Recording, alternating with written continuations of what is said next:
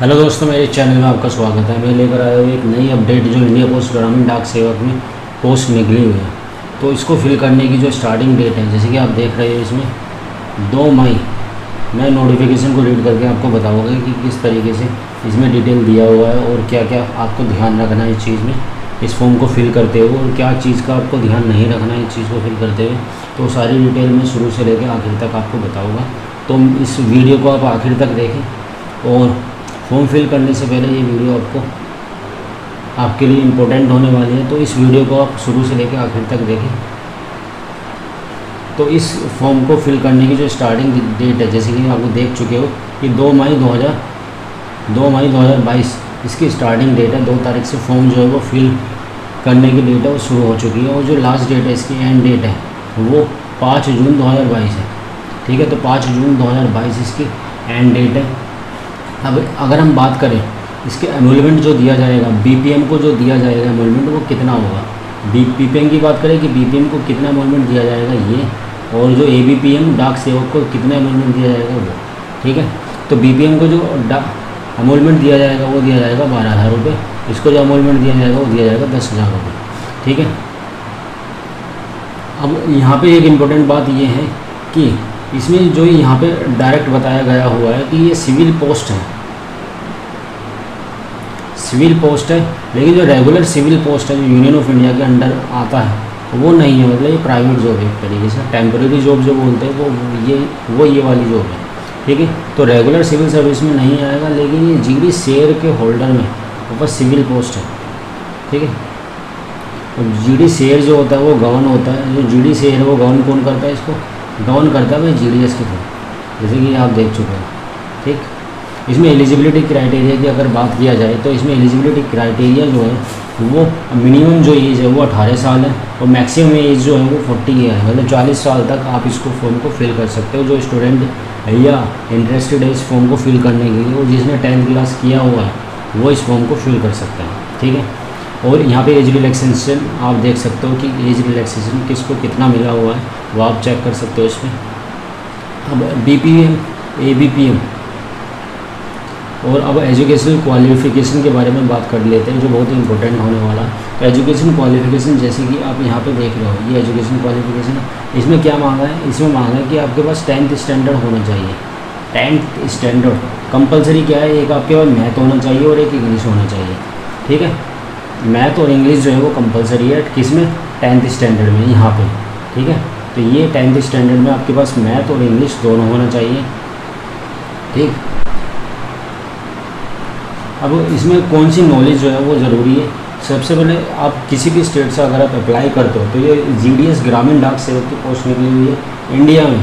तो इंडिया में ग्रामीण डाक सेवक की पोस्ट निकली हुई है, मतलब जिस स्टेट के लिए आप अप्लाई कर रहे हो तो आपको वो लैंग्वेज जो है, लोकल लैंग्वेज जो है वो आनी चाहिए, वो कंपलसरी है। तो लोकल लैंग्वेज जहाँ पर आप काम करोगे तो लोकल लैंग्वेज तो आनी ही चाहिए, तो वो कंपलसरी है। तो at least up to 10th standard, और वो लैंग्वेज आपने पढ़ी हो 10th स्टैंडर्ड तक पढ़ी हो आपने, वो कंपलसरी है। ठीक है, नॉलेज ऑफ लोकल लैंग्वेज होनी चाहिए, और नॉलेज ऑफ साइकिल होनी चाहिए। साइकिलिंग आपको आनी चाहिए कि आपको साइकिलिंग चलानी आनी चाहिए, ये भी कंपलसरी है। ठीक है,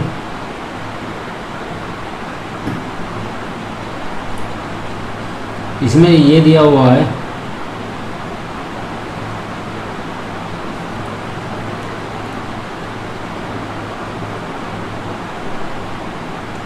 मतलब इसके साथ, इस जॉब के साथ आपके पास अल्टरनेट लिवलीहुड भी आप कर सकते हो। मतलब एक दूसरी जॉब भी आप कर सकते हो। अल्टरनेट मीन्स ऑफ लिवलीहुड मतलब इसके अलावा भी आप साथ साथ, क्योंकि ज़्यादातर क्या होता है जब आप गवर्नमेंट जॉब या सिविल जॉब करते हो, जो गवर्नमेंट जॉब अंडर गवर्नमेंट आता है, अगर आप उसमें जॉब करते हो, रेगुलर जॉब करते हो, तो उसमें आप एक ही जॉब कर सकते हो, केवल वही वाली जब आप जॉब ज्वाइनिंग करते हो तो वही जॉब कर सकते हो। लेकिन इसमें ऐसा नहीं है, इसके अलावा भी दूसरा आप जॉब कर सकते हो। ठीक है, ये जॉब तो आप करोगे कंटिन्यूसली, इसके अलावा भी जो आपके पास सोर्स ऑफ लिविंग होगा वो भी हो सकता है, वो भी दूसरी जॉब भी कर सकते हो। इसमें डिक्लेरेशन आपको देना पड़ेगा। ठीक है,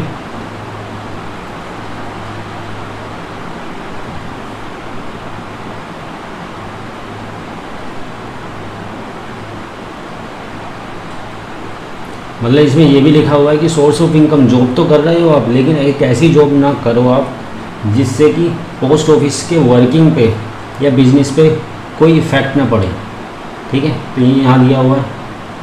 और इस पास्ट एक्सपीरियंस नहीं होना चाहिए, मतलब पास्ट एक्सपीरियंस मतलब एक्सपीरियंस वाले बंदे इसमें नहीं लिए जाएंगे। पास्ट एक्सपीरियंस आपके पास नहीं होना चाहिए, या कोई भी सर्विस या आपने कोई भी पहले ऐसी जॉब ना की हो कि इसके लिए आपके पास कोई भी पहली जॉब नहीं होनी चाहिए कि हाँ आप पहले जॉब कर रहे हैं। तो ऐसा नहीं है कि आपने पहली जॉब किया हुआ हो या फिर एक्सपीरियंस हो आपके पास, तो ऐसा नहीं है। और जहाँ भी आपकी जॉब लगेगी तो वहाँ पे आपके पास रेजिडेंस होना चाहिए।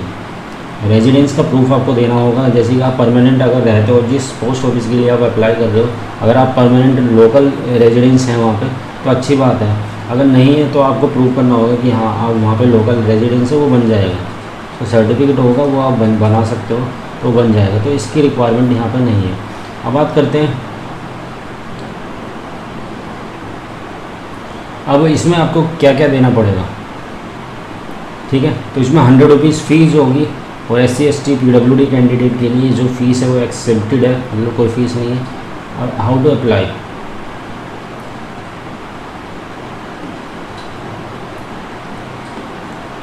तो selection of division and exercising preference, तो आपको प्रेफरेंस दिया जाएगा। सिलेक्शन ऑफ डिवीज़न का सिलेक्शन का प्रेफरेंस आपको भरना पड़ेगा, ठीक है।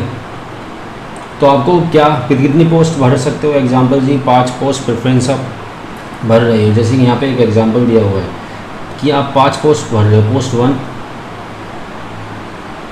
पोस्ट 2 से लेके पोस्ट 5 तक अगर आप फिल करते हो, तो पोस्ट पहले वाली जो है पोस्ट, अगर आपके पास ये वाली है, ये वाली पोस्ट है, अगर आपका नंबर आ जाता है पोस्ट 1 में, तो ये ऑटोमेटिकली जो पोस्ट 2, पोस्ट 3, पोस्ट 4 और पोस्ट 5 है, ये ऑटोमेटिकली कैंसिल हो जाएगी, ठीक है। तो इसमें ये कहाँ करा है। और इसमें फ़ीस एग्जेम्प्टेड है। अपलोडिंग ऑफ डॉक्यूमेंट, कौन कौन से डॉक्यूमेंट आपको अपलोड करने पड़ेंगे ये देख लेते हैं। इसमें अपलोड ऑफ डॉक्यूमेंट कौन कौन से हैं, कौन कौन से डॉक्यूमेंट आपको अपलोड करने पड़ेंगे, ठीक है, वो है यहाँ पे। अब इसमें आपको फ़ोटोग्राफ लगेगा और एक सिग्नेचर। फ़ोटोग्राफ जो होगा वो 50 KB से ज़्यादा नहीं होना चाहिए, और सिग्नेचर जो है वो 20 KB से ज़्यादा नहीं होना चाहिए। और ये कंपलसरी आपको फिल करने होंगे, स्कैन करके आप रख लीजिए और इसको फिल करिए। 10th class marksheet. Job profile की बात कर लेते हैं कि इसमें जॉब प्रोफाइल में 2 पोस्ट निकली हुई है, जैसे कि मैंने बता चुका हूँ कि 2 पोस्ट है। एक पोस्ट है BPM की, मतलब ब्रांच पोस्ट मास्टर की है। BPM मतलब ब्रांच पोस्ट मास्टर, इसकी जो फुल फॉर्म है ब्रांच पोस्ट मास्टर। इसकी जो सैलरी होती है, जैसे कि मैं बता चुका हूँ 12,000 रुपये इसकी सैलरी होगी, ठीक है। तो BPM की जो सैलरी होगी 12,000 रुपये होगी, और डाक सेवक की जो सैलरी होगी वो 10,000 रुपीज़ होगी।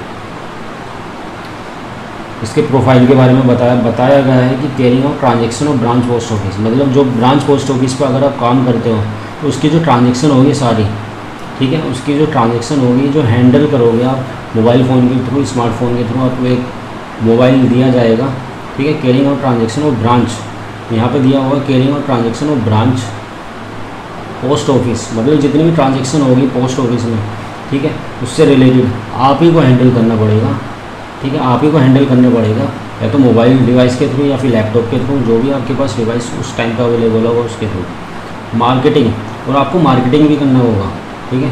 तो यहाँ पे देखने की बात है कि सारी ट्रांजेक्शन आप करोगे, BPM के अंडर में रहेगी, और मार्केटिंग भी करना पड़ेगा। जो प्रोडक्ट की सर्विस होगी, जो पोस्ट ऑफिस में जो प्रोडक्ट की सर्विस होती है, प्रोडक्ट होते हैं, सर्विस होते हैं सेल करने की, उसकी मार्केटिंग भी आप ही को करनी पड़ेगी वहाँ पे, अगर आप BPM बन के जाते हो,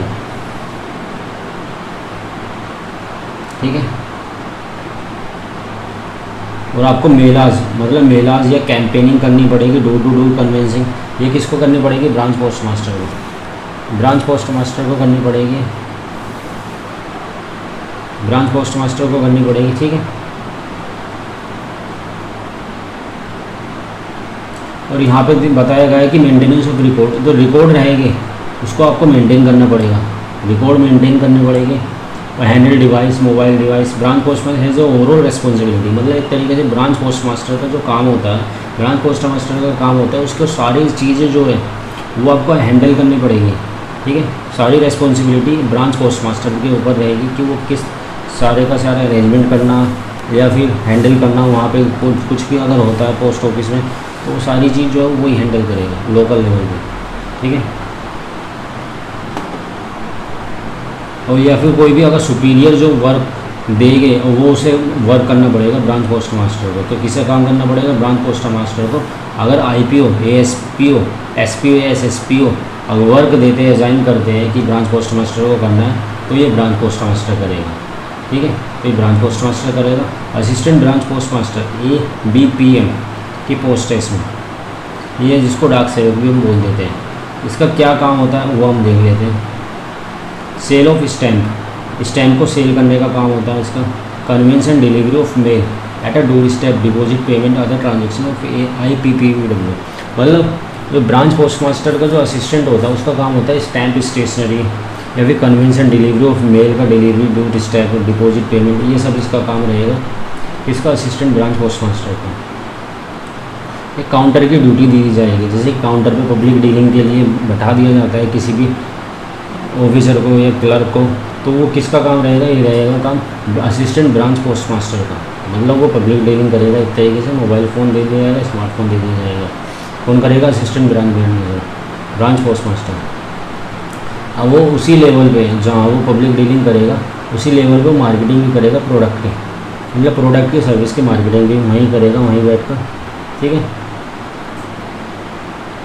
कभी कभी ऐसा होता है कि BPM नहीं रहता ब्रांच में। लोकल लेवल में बहुत सारी ब्रांच ऐसी रहती है जिस पे BPM अवेलेबल नहीं रहता, तो उसका जो BPM का काम रहेगा उस केस में असिस्टेंट BPM करेगा काम।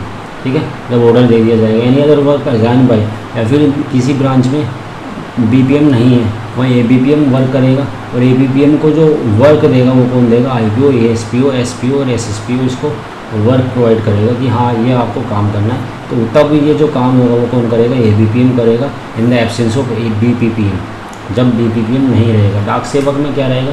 तीसरी पोस्ट है डाक सेवक। तो इसमें एक बात का ध्यान रखना, जो असिस्टेंट ब्रांच मैनेजर की सैलरी है, ठीक है, assistant branch manager, branch post master, assistant branch post master की और ब्रांच पोस्ट मास्टर की जो सैलरी है वो है 12,000 रुपये। ठीक है, नहीं, केवल ब्रांच पोस्ट मास्टर की जो सैलरी है ब्रांच पोस्ट मास्टर की वो केवल है 12,000 रुपये। और इन दो की तो जो पोस्ट की सैलरी है असिस्टेंट ब्रांच पोस्ट मास्टर की इसकी और डाक सेवक की जो सैलरी है वो कितनी है? वो 10,000 रुपीज़ है। ठीक है, मिनिमम दोनों को 4 घंटे काम करना पड़ेगा। ठीक है, पर डे 4 घंटे काम तो करना पड़ेगा। डाक सेवक का क्या काम रहता है? डाक सेवक का जो एंगेज होता है डिपार्टमेंट ऑफिस में, डिपार्टमेंटल जो ऑफिस होते हैं उसके साथ एंगेज होता है। सब पोस्ट ऑफिस होते हैं, मतलब छोटे छोटे जो पोस्ट ऑफिस होते हैं, हेड पोस्ट ऑफिस होते हैं, वो डाक सेवक का वहाँ पे काम होता है। इसका जो डाक सेवक का जो जॉब प्रोफाइल है वो क्या रहेगा वो हम देख लेते हैं। ये क्या करेगा? सेल ऑफ स्टैम्प स्टेशनरी, जो स्टैम्प होते हैं स्टेशनरी होता है उनको सेल करेगा। Conveyance and delivery of mail, मतलब कन्वेंस हो गया, डिलीवरी ऑफ मेल, जो मेल आएगी उसके पास उसको डोर टू डोर वो पहुँचाएगा। कौन पहुँचाएगा? डाक सेवक पहुँचाएगा। ठीक है, तो इसका क्या काम होता है डाक सेवक का? तो डाक सेवक का जो काम होता है वो ये होता है, इसके पास जितनी भी मेल आती है, ठीक है, जितनी भी मेल आती है डिपार्टमेंट में, डाक सेवक पोस्ट ऑफिस में, वो घर घर पहुँचाता है। ये कौन करता है? ये करता है डाक सेवक। ठीक है, तो ये डाक सेवक करता है, ये डाक सेवक करता है, घर घर पहुँचाता है।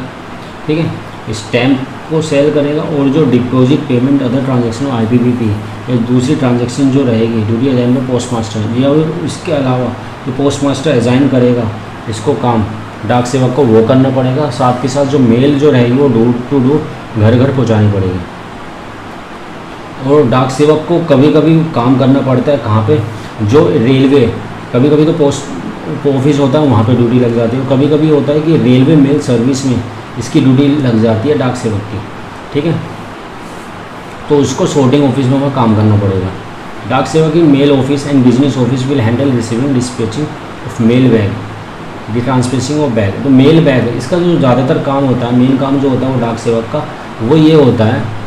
डाक सेवक का जो मेन काम होता है वो क्या रहता है? डाक सेवक का जो मेन काम रहता है वो ये रहता है कि इसको मेल जो है वो घर घर पहुँचानी पड़ती है। ठीक है, इसका ज़्यादातर काम ये है। तो इसका जो सिलेक्शन प्रोसेस होगा वो कैसे होगा, और अगर सिलेक्शन हो जाएगा ठीक है तो उसके बाद क्या होगा? तो सिलेक्शन जो होगा इस पर मेरिट के बेसिस पे होगा, मतलब मेरिट लगेगी। तो यहाँ पे लिखा हुआ मेरिट, इसका मतलब ये मेरिट के बेसिस पे सिलेक्शन होगा, जो मेरिट होगी वो सिस्टम जनरेटेड होगी, ठीक है। कोई मेरिट नहीं बनाएगा, सिस्टम जनरेटेड होगी। जो फॉर्म फिल होगा उसके बेस पे जो मेरिट निकलेगी सिस्टम जनरेटेड, उसके अकॉर्डिंग स्टूडेंट को बुलाया जाएगा।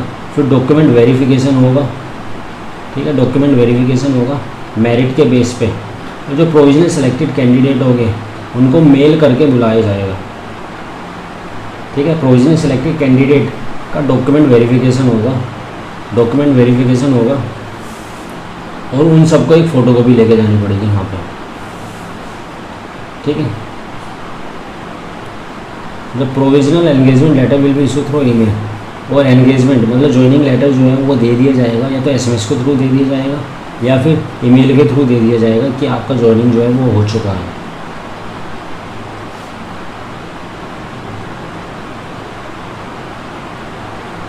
या फिर जिनका जो सिलेक्शन हो चुका होगा उनको फाइनल रिमाइंडर दे दिया जाएगा। बहुत सारे बच्चे ऐसे करते हैं कि वो ज्वाइन नहीं करना चाहते, तो उस केस में क्या रहेगा, एक फ़ाइनल रिमाइंडर दे दिया जाएगा कि आपको आगे ज्वाइन करना है। अगर वो तब भी आगे ज्वाइन नहीं करते, ठीक है, तब भी वो मतलब इसका मतलब वो इंटरेस्टेड नहीं है जॉब करने के लिए, और वो फिर उनका कैंडिडेचर जो होगा मतलब प्रोविजनल सिलेक्शन जो होता है, ज्वाइनिंग होता है, वो कैंसिल कर दिया जाता है, ठीक है। तो वो कैंसिल कर दिया जाता है। अगर जिसका ग्रेडिंग पॉइंट का सिस्टम है 10th क्लास में, जिसका ग्रेड पॉइंट है तो उसको 9.5 से मल्टीप्लाई किया जाएगा, ठीक है, 9.5 से मल्टीप्लाई किया जाएगा जिसका ग्रेडिंग पॉइंट का सिस्टम है।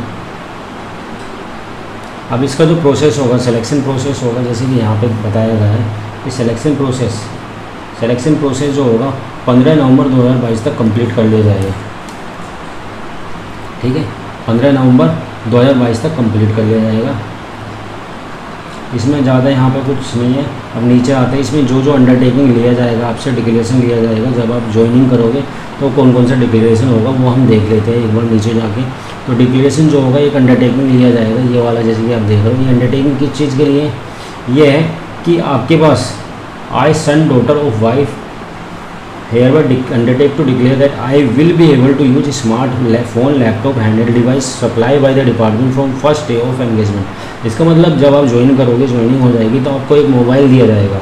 वो मोबाइल जो होगा, मोबाइल दिया जाएगा और उसमें डिक्लेरेशन मांग रहा है आपसे कि आपको मोबाइल का यूज़ करना आता है, आप स्मार्टफोन का यूज़ आप कर सकते हो। और आप कंप्यूटर, सेकंड पॉइंट पे ये दिया गया है आई एम कंप्यूटर लिटरेट, मतलब आपको कंप्यूटर चलाना भी आता है, यहाँ पे कंप्यूटर चलाना भी आता है आपको, और फ़ोन लैपटॉप भी चलाना आता है, हैंडल डिवाइस जो होता है वो भी चलाना आता है, और आप कंप्यूटर लिटरेट है। तो दोनों कंडीशन से कंडीशन आपकी फुलफ़िल है और दोनों ही आपको चीज़ चलानी आती है। उसका एक अंडरटेकिंग मांगना है यहाँ पे, जैसे कि ये अंडरटेकिंग मांगना है, तो आपको दोनों चीज़ें चलानी आती है, ठीक है। तो यहाँ आपको पहले ही डिक्लेरेशन देना पड़ेगा, एक अंडरटेकिंग देना पड़ेगा, जो फॉर्म फिल कराया जाएगा। और यहाँ पे जो मोबाइल दिया जाता है, ज़्यादातर जो कंपनी होती है वो 10-12 हज़ार रुपये का एक मोबाइल स्मार्टफोन दिया जाता है सभी को जो ज्वाइनिंग होते हैं नए नए, ठीक है।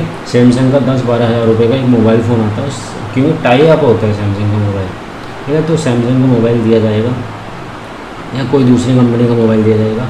अब यहाँ पे एक और डिक्लेरेशन मांगा है कि आपको बाईसाइकिल आपको चलानी आती है, परफॉर्म कर सकते हैं, क्योंकि बाईसाइकिल का यूज़ होगा ज़्यादातर। आप अगर आप डाक सेवक बनते हो तो बाईसाइकिल का आपको यूज़ करना पड़ेगा, ठीक है, ठीक है। तो आपको बाईसाइकिल चलानी आती है, और ऑप्शनल है क्या क्या कि आपको स्कूटर भी चलाना है या फिर मोटर बाइक में से दोनों एक चलाना आता है नहीं आता, ये ऑप्शनल है, ठीक है। ये डिक्लेरेशन इसको आपको देना पड़ेगा जब आप ज्वाइन करोगे। और एक डिक्लेरेशन और देना पड़ेगा आपको कि आपकी इसके अलावा आपको एक और डिक्लेरेशन देंगे, क्योंकि 4 घंटे की जॉब है, ठीक है। तो ये फुल जॉब नहीं है, 4 घंटे की जॉब है। तो इसके आप डिक्लेरेशन दोगे कि हमारी जो है वो अदर सोर्स ऑफ इनकम भी है, इसके अलावा जो हम जॉब कर रहे हैं इसके अलावा हमारी अदर सोर्स ऑफ इनकम भी है, जो हम जब इसको ज्वाइन करेंगे। तो पहले ही डिक्लेरेशन मांग लिया, क्योंकि ये रेगुलर जॉब नहीं है, मतलब रेगुलर है, 4 आवर की जॉब है, 1 डे की, मतलब 4 आवर तो आपको करना है, उससे ज़्यादा भी आप कर सकते हैं। अब एक डिक्लेरेशन मांगा है यहाँ पे अंडरटेकिंग कि आपने जितने भी ऊपर इन्फॉर्मेशन दिया हुआ है एप्लीकेशन फॉर्म को फिल करते हुए वो सारी की सारी ट्रू है, ठीक है।